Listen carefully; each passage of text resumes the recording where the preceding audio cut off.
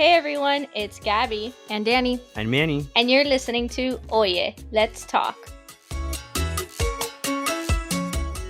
So we're starting today with a great topic, and if you don't agree, it's perfectly fine. But I know you've heard of these people. We're talking about Latino legends of our generation.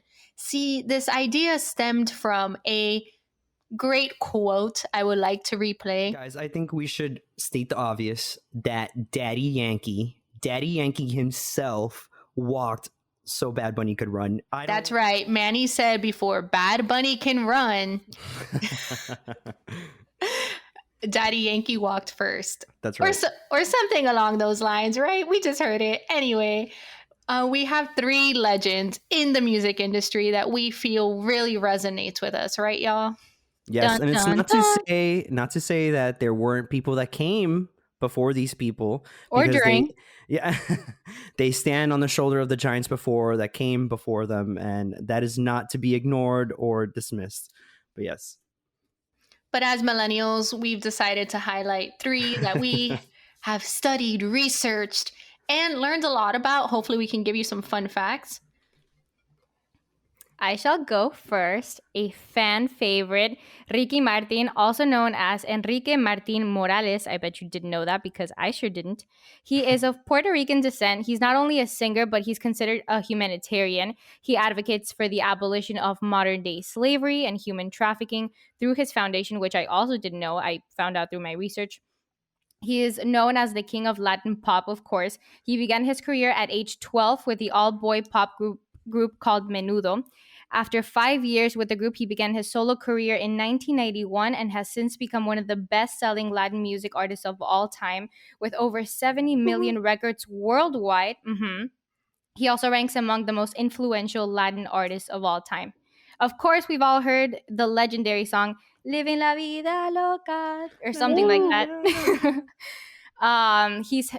That song helped him attain success worldwide. It is generally seen as the song that began the Latin pop explosion of 1999, and that's when he made the transition to like an English language market. The crossover, exactly. And according to my research, he is the person that made that transition easier for Spanish-speaking artists to move to that English market. His first English language album, titled Ricky Martin, sold 15 million copies and is his best-selling album to date. And another fun fact, last but not least, he also risked his career when he came out as gay in 2010, becoming the first mainstream Latin music star to come out. Rolling Stone argues that Martin, or Ricky, arguably set the scene for Bad Bunny to be free in many ways that during his own breakthrough moment, he could not. So I thought that was interesting since we brought Bad Bunny into the mix. So we selected Ricky Martin because obviously we're millennials, and that's basically when he was on the come up. I don't know about y'all, but I felt like he was a household name. My grandmother even knows who he is, and I hear her voice in my head saying, yes, it's Ricky Martin. And I think him coming out was also a huge deal. I can't speak for the LGBTQ plus community, but for the Latinx community, like that was nearly unheard of. It's very different, and he had already built so much success. So he's a legend in more ways than one. As a humanitarian and someone who really built on his craft and became a crossover artist, which by the way means that they went from like one language or country into becoming popular in another language or in another genre. And guys, he's only 49 years old. I thought he was older, but he's not. But J-Lo out here is like 52. Wild. Growing up, I remember always listening to Ricky Martin on not only the TV and the radio, and it being like one of those songs that you always heard at parties. I'm not going to say that you don't really listen to Ricky Martin hits anymore. Like if you go to a party, they're not really playing Ricky Martin. But I remember definitely growing up, it was a must-have. And I remember un, dos, tres, un pasito pa'lante, Maria. Yes. Do you guys remember that? Yes. That was like those are the two songs that are like kind of stick out to me thinking of Ricky Martin. And I think Danny really delved into how he made that crossover and how he made it easier for artists or artists after him to really make that transition or make that type of music palatable to everyone. I remember reading that his performance at the Grammys was one of the very few performances by a Latin artist. And, you know, in the late 90s, having that type of presence, you know, for the America, for, you know, the American mainstream to see, I think that's very powerful. The fact that his English album, his first one, became his best-selling album to date is huge. I think that speaks volumes. And Living La Vida Loca is a song that I actually associate with Shrek. I don't know if anyone else feels the same way, but I just see, like, I don't know. I see the cartoons in my head just singing it out at the end of the song or at the end of the movie. I just want to add the fact that Antonio Banderas in Shrek had to sing Livin' La Vida Loca. That's what I'm saying. As Boots, like that. What? Puss in Boots? That's crazy that his song or Ricky Martin's presence was felt in a beloved childhood film that everyone grew up with. That's just a big deal, in my opinion. And it shows you how that song is part of the American pop culture, you know, culture and tradition. Like Living La Vida Loca, you don't have to be Latino to know that song. I think most of America knows that song and can probably give you a little beat off of it. Well, on deck, Ricky Martin made pop or Spanish pop more popular, but reggaeton, I felt, was popularized in American culture by one artist. Manny, take it away. So we go from the king of pop, of Latin pop, to the king of reggaeton. We have Daddy Yankee, aka Ramon Luis Ayala Rodriguez, was born in 1976 in San Juan, Puerto Rico. He picked the name when he was just a teenager, as he was obsessed with rap music and he would constantly watch music videos on MTV and BET. Daddy Yankee is named one of the most influential Hispanics globally by CNN and Time Magazine. Fun fact, bet you didn't know that. And to us, he is known as the king of reggaeton. And why, might you ask? 17 years ago, I want you guys to just take that in. 17 years ago. Oh my gosh, I know what's coming. 17 years ago, Daddy Yankee releases Barrio Fino. Several months later, in November 1st of 2004, La Gasolina is released as a single in the US, and he actually appeared on MTV's Total Request Live, TRL. Oh my gosh, the TBT right now. If you guys can remember his music video with the motorcycles and the dancing women and him just screaming, Dame más gasolina. And then history was never the same after that, guys. It was never the same. It forever brought reggaeton to mainstream America, and it brought reggaeton to the forefront of the Latin music industry. Not to say that Daddy Yankee started reggaeton, but he was that artist that really brought it mainstream. I think what's crazy to think, or how people describe Daddy Yankee to me, is he's the person who taught everyone how to translate gas into Spanish. No, for real? Like everyone knows hola or adios, but people are like, yeah, gasolina. Like not only could they guess, but I feel like he popularized that translation. And it's so funny because some people are like, yeah, Daddy Yankee has that gasolina song. And that kills me. Like, that's his legacy, bro. What a contribution to society. Well done. Well done. But I think you guys can close your eyes right now and think of a time that you probably grew up listening to La Gasolina, either playing on the radio, playing on someone's TV, playing at a party. I think you heard it anywhere and everywhere. And I don't think it was, you know, those songs that are kind of overplayed, but this wasn't overplayed. It was like, no. I feel like now it's very overplayed, like so many years later, but I'm not even mad about it. So when I was younger, reggaeton was never like, I didn't like reggaeton, or I didn't know much about it, so I didn't really grow up listening to reggaeton. That became later on in like my college years, to be honest. But Daddy Yankee was the one name I knew and associated with reggaeton. Like if there was one person to know, it was definitely Daddy Yankee. I can agree with that. And I also think he's still creating bops. Yes. He's always featured. And actually, like, I have the Nintendo Switch, and for the Just Dance game, I think it's Con Calma. Like one of his songs is on there, and he's been featured on a few Just Dance games. So I think that's kind of crazy that he's so popular that like people are making money off of him making money. No, and to your point, Gabby, that he's continues to make bops. Just a couple of years ago, when he came out with Despacito, he actually broke a Guinness World Record because he became the first Latin artist to reach the #1 spot on Spotify, and it was certified as the most watched video on YouTube history. Wow. So even through the span from the beginning of his career to even to present, he continues to break barriers for Latinos in the industry. And he's also, collaborated with a lot of artists to kind of bring up those artists within the industry and kind of help them. And you always see that because he's constantly making collaborations with a lot of artists, even from the beginning of his career, from his first album. With Nicky Jam. Yeah. Justin Bieber could never.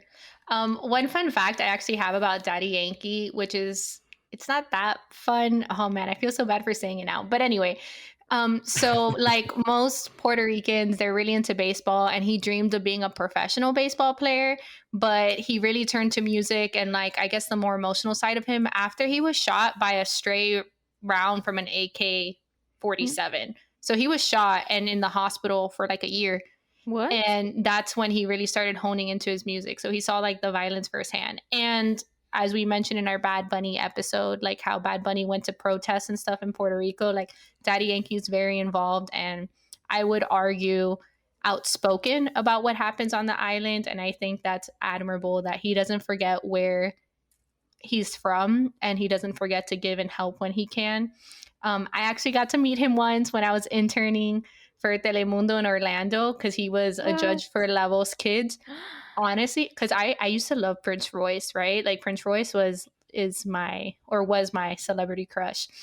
And I had met him the year prior, but he was like too stuck up for me. So I felt like when I was working this red carpet for the new show, whatever, I'm like, oh, these celebrities are going to be full of themselves. But Daddy Yankee was super nice. He's like, you guys are the interns. Hey, what's up? Congratulations. Aww, like, awesome. You're in a really great place. And like, you ask him like, oh, who you think is going to win La Voz Kids? And he's like, oh, my kid, my team, obviously. But he's like, honestly, all these kids are talented. Like, I really hope that they build a better future for themselves. So I can attest personally that he is a very sweet human being. And it just goes to show, he was recently awarded with Agent of Change Award at the 2021 Premios Juventud, that recently just occurred.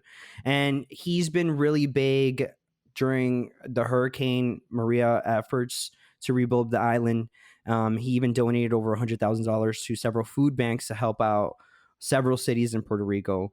And fun fact, in 2009, he created Daddy's House, which is a center for underprivileged children in the Dominican Republic, helping to end world hunger. So not only is he a great artist, being an icon for our community and being, a game changer, he's also a man of philanthropy and of good values. And I think he stands for all of us in all those ways. We love to see it. Yes. Yep. So my favorite person in the entire world, JK, I just call him my padrino. He has a catchphrase. Insert catchphrase here. All right, if y'all don't know, Pitbull's my godfather. Spread the rumor. He's getting invited to my wedding. He don't know it yet. Okay. Honestly, though, his name is Pitbull in my mind, but his birth given name is Armando Christian Perez, which you'll hear in some of his rap songs. He does live up to his name. But he started as a rapper. I know most people now only see him as a pop artist, but he used to rap in Spanish, y'all, which I think is like crazy to think about. I need to look that up. It's so hard. You can get tongue-tied, but he can do it. He was born... We all know what's coming after that. So I love this man because he's like 305 till I die. I know he rebranded as Mr. Worldwide, but he's still Mr. 305 in my heart. So Pitbull was born and mostly raised in Miami, and at 3 years old, he like loved Spanish poetry, and he would consistently recite the works from Jose Marti, who is like a Cuban icon, right? Their national hero. So if you don't know who he is, look him up. And growing up, he was influenced by artists like Celia Cruz and Willie Chirino. And it wasn't necessarily like the style of music that he drew inspiration from, it was the messaging. So if you go back to some of their works, like they talked about their life and their lifestyle, whether it wasn't about the glitz and glam, but it was very much like a little bit of suffering, a little bit of like for Celia Cruz, the women's movement, and etc. Pitbull's parents, like he had his mom and his dad, but they were separated when he was really young. He was actually mostly raised by his mom, but even his childhood's a little dicey because he admits during an interview with Latino USA, a different podcast I would highly recommend. He admits that his mom was a stripper and he doesn't blame her for anything. He gets very candid. He doesn't get into the nitty-gritty details of what that meant for his childhood, but he said, like, you know, at the end of the day, my mom did what she could to provide. But he did spend some time in Georgia with a foster family and later came back to Miami, the 305, to finish up high school. And that's when he started focusing on his career of rapping. He often says that he grew up on the streets. So with a little bit of background, you can kind of guess what that must have been like for him. And he actually chose his stage name Pitbull because they're outlawed in Dade County. So he's like, there's more to it than that. He says like the dog is too stupid to lose. They're always like ready to fight. They look intimidating, but they're lovable. So there's more reason to it. I didn't know that. Yeah. Most people are like, oh, because they're outlawed in Dade County. But it's also because like he said he had to fight for everything in his life. And pit bulls were sometimes pushed to fight. And he felt like because of some of his life circumstances, he was always pushed to fight too. Wow. I respect that. Right? It's deeper now that you know, huh? It's deeper. Still not a huge fan. I have to admit, guys, don't hate me. Yes, this is another artist I sort of throw shade at. When he shows up at my wedding, don't say that. Anywho, I just want to say that his career took off for real, thanks to Lil Jon. If it weren't for Lil Jon and the East Side Boys, like Pitbull would have never gotten into crunk music, and that's really when Pitbull's life took off in terms of rap. And you know, he eventually rebranded, released some mixtapes, did some freestyles. He was in one of his songs was used in Fast and Furious 2. We all know how long that series has gone on. And he continues to collaborate. Most people are like, he doesn't have his own songs. Y'all, he has a whole discography. Like, just go check it out. But it's his collaborations because he's so big on collaborating that is led him elsewhere. I love him because of his philanthropic efforts. He's very into, like, giving back to the community. Like, at one point, in terms of his activism, like, he really looks at, like, trying to improve education. He even helped with Matter Academy, which the nonprofit or one of his nonprofits helped improve that. And I think it's called SLAM. Yeah, isn't that his charter school? Yeah, it's his. He got question. Why were you laughing like that? Am I missing something? Because Matter Academy, like, y'all just go look it up. I'm not about to slander a school here. But he started tuition-free middle and high schools, which opened in Little Havana, and then other, like, this charter school, free tuition charter school program also has schools in Las Vegas and Atlanta and all over Miami. And it's also ran by Matter Academy. So, like, if you do know Matter Academy because you're from Miami, like, Gardens. Yeah, well, that's Matter Lakes. There's Matter Academy and Matter Lakes, but FYI, no, this is Matter Academy middlehigh.org. Anyway, point is, they have a program from Pitbull himself. Interesting. And then after Hurricane Maria, he used his private plane to bring cancer patients from Puerto Rico to the U.S. so they can still get their treatment. Let's go. That's Who nice. does that? That's awesome. And one of his bops during the pandemic is I Believe That We Will Win, that he released in Miami during the pandemic. Un poquito forzado, ¿no? Un poquito forzado. Miami was a hot spot. And he was very big on that. And then he donated all the proceeds from the song sales, the streaming, to Feeding America and the Anthony Robbins Foundation. And for New Year's, he performed at Times Square for first responders. Why are you laughing? Gabby is so poignant right now on all these facts. She's so happy, and I'm over here like, but all the artists that we named also did a lot for our community. So like, okay, let me slander my godfather for 2 seconds. I'm not gonna lie. I'm a journalist at heart, so it'd be unethical if I did not mention that he is now calling the pandemic a conspiracy. No, is he really? Personally, yeah, he called it a get pandemic. Out of here! He's still discarded. Listen. So I just want to point out anymore. The little red spot that Miami is politically. And I'm just saying where he's rooted and how he grew up. There's a lot of people who think like him from where he's from right now. Wait, so is he vaccinated or not? Because let's HIPAA violation. That like contradicts everything. Let's stop it. I had a perfect image of him in my head. I want to keep it like that. Anywho, I think he is Cuban representation in the mainstream world. Yes. But what I give him credit for is right now, like, he doesn't do as much music. He calls it his bread and butter because that's what keeps him famous. But I listen to a lot of interviews by Pitbull and podcasts and stuff because I'm that much of a fan. But he's actually working a lot with like Hispanic marketing tactics on how to reach the Hispanic audience, because research shows that Hispanics are getting more earning power, and especially during elections and stuff. Like, he talked about the importance of voting. He didn't side with anybody, so I think that's telling too.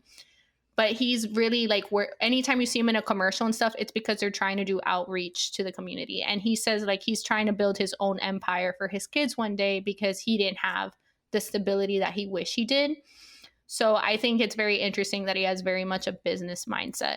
The man is a genius. Not he is surprising. a businessman at heart, and he knows how to make money. And all those haters who say that it's none of his music is his and he just rebrands and resamples music, whatever he does, it's genius. Because for the past 2 decades, It's worked. you've been listening to Pitbull at clubs because he just puts out club bangers. But not by choice. Yeah, it was not my choice. What is it? And every time they play it, I roll my eyes. Da, na, na, na, na, na, Oh. na, na, na. And that was just Nobody in the la past fiesta. Nobody, right. It's so annoying. Yeah. Okay, that one, esa te la compro. Esa sí, I like that one. But the other ones are and just even like, before they're too much. even before that, as he had the anthem or Dale Si Tu Puede, like the list goes on. The man's a genius. He knows how to market music. I just He find him knows a how to little market himself. annoying. And Gabby, Personal opinion. Danny, this is not a moment to slander Pitbull. And I just want to say, I've always looked at him as a role model, as a Cuban American. You know, Gabby said it. He is that Cuban representation, but he's there. He's a high earning artist. I actually saw him in concert at Grad Bash. I did too, and I was like, whatever. I'm like, I cannot believe this is the person. He's everywhere. Okay, my last anecdote, and then we can wrap this up soon. You met Pitbull too. Well, I didn't meet him. I really hoped, but I think I was a freshman or a sophomore in high school, and I went to Calle Ocho because I was dying to go. And my mom's like, I don't know if you should go. I don't really understand what the festival is anymore, like these days. And mind you, like, you know, we didn't have the school shootings that we do now. So my mom lets me go with a group of my friends. She hangs back because she's like, I'm not going into that crowd, but I'll be nearby in case of anything. And I hear that Pitbull's going to perform. So I wait in this crowd for like 3 hours, right? Yeah. And Pitbull comes out and he performs for free at Calle Ocho. And he sampled or performed the song Give Me Everything, which ended up being a bop. They released it a year later on the radio, and I got to hear it. One of the first people at Calle Ocho. And he's like, look, guys, to be honest, like, it's been really tough, like going on world tours and stuff, but like I try to come back whenever I can. Amazing. And then I had an intern for my sorority. Okay, I'm gonna shout her out. Daniela Restrepo. She went to Matter Academy. She got to dance in front of Pitbull because she was on the dance team. He went to a school pep rally. That's wild. That is awesome. And she is significant, not significantly. That's not wild. Like, if he's promoting his school and he's paying for it, the least you can do. Than me. Listen. No. He paid for his school. He doesn't need to show up. He don't need to be there. But you need to show presence, like to seem like you care. For a music video, Pitbull was here. That's all I gotta say. Oh my gosh, yeah, he did. Okay, so he did the music video with Kesha and Davey. Stop. It happened. He's always in Florida. Stop. True. Stop. But like high key though, like the people that we just talked about right now are legends in their own right, because if it weren't for not just these three individuals, but if it weren't for the representation that we just talked about, like Latin music wouldn't be where it's at. J Balvin like has a documentary and people know who he is now. Bad Bunny's taken off, and I really do think it's in large part because Daddy Yankee helped pave the way for other Puerto Rican artists. Ricky Martin made Spanish pop music popular and then was able to do the crossover, paving the way for others. So we want to hear who you think is legendary, who you think is hot right now, and who you think would make the cut in a few years too. Go ahead and follow us on Instagram, Oye Let's Talk Podcast. We're always releasing some teaser episodes or teaser sound bites for you all too, so you know what to expect from us. And don't forget to say, Oye, let's listen to a few of these throwbacks because they're legends. Yeah.